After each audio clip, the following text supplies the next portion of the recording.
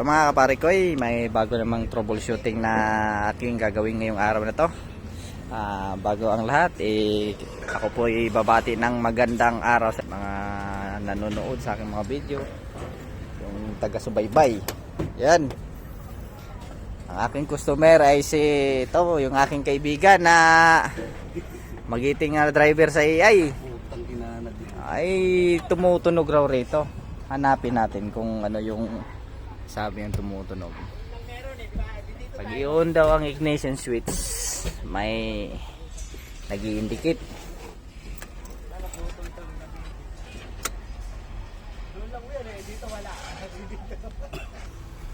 Ano yon? Anong nangyari ito pag i-release ang handbrake? Magtunog. Tutunog, mag-a-alarm. Pag i-release. Sige. Neutral. Release. Ayan na. Okay, bitaw natin lahat. Brake pedal, clutch pedal, handbrake. Iangat ang handbrake. Nawawala pag iangat ang handbrake. Tapos release ulit handbrake. Tumutunog. Okay. Try na Panda rin. Ngayon mo lang napansin tong engine warning na to. Kanina pa umaga. Kanina. Papalit ko dito. Engine warning. Check engine. Wala. Check engine rin.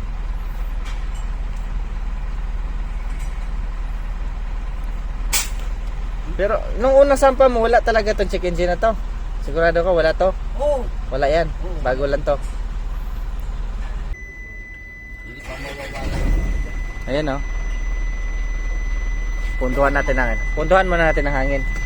Troubleshootin natin yung gusto. Ayan, naka-handbrake. Nawawala siya. I-release. Karoon. Yan ang nagiging problema niya.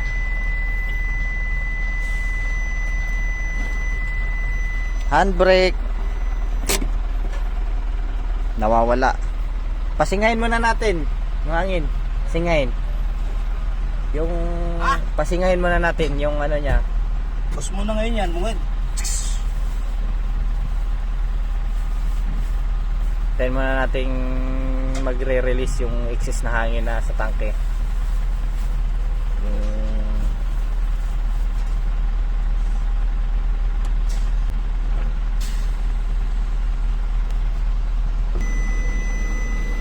Yan. Tumutunog pa rin. Pag nakababa ang handbrake, atak,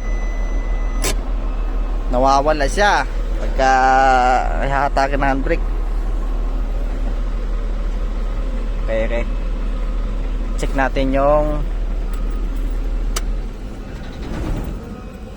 yung fluid ng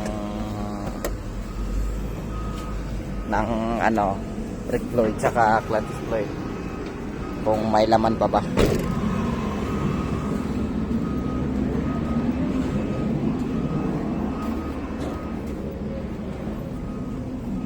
Uy, para yata ko lang laman ah.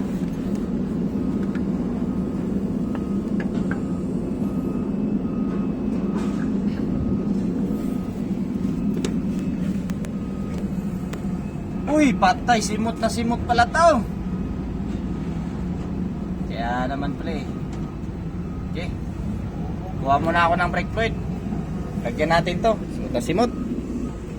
Ayan na mga pare ko, may bago ng national brake fluid at atin ang lalagyan yung reservoir para malaman natin kung mayroon pa rin ba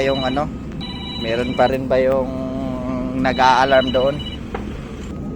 Yan na, kasi simot na simot talaga yung wala nang laman, kaya re-refill ko. Iyan ko na ng brake fluid.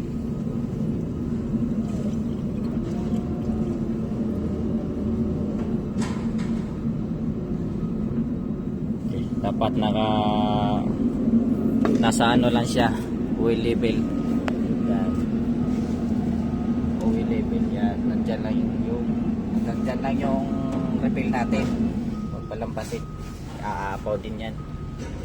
sa lalampas ng husto.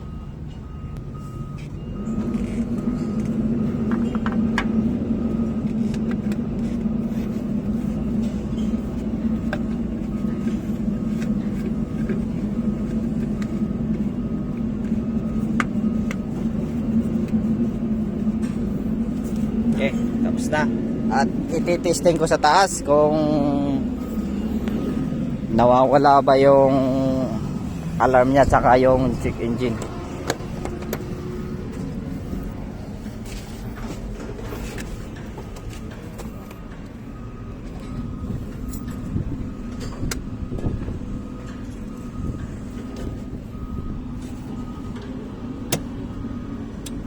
Yan na. Susubukan ko nang ibaba tong handbrake kung may nag-a-alarm pa ba tong nagbabaser pa ba siya. Ano, wala na. Nawala na. Tarin mo. Try natin paandar. Try natin paandar kung may alibyo ba yung ating troubleshooting. Okay. Tapos iangat ko yung handbrake. Yun. Walang alarm. Baba. Wala rin. Bakang preno. Wala na rin. Okay. Kaso lang yung check engine ay hindi nawawala. Kailangan ng scanner to para i-delete natin yung error. Dali lang yan. I-delete ko lang yan. Gagamitan ko ng scanner mamaya yan. Ayan mga kaparikoy, wala na kahit apakan mo yung clutch, preno, nakababa na yung handbrake, tapos angat mo, wala na ring alarm. Ayan, yun lang ang nagiging problema, napakasimple lang, pero pagka hindi mo malaman kung ano yung gagawin mo, hindi mo talaga masusolusyonan.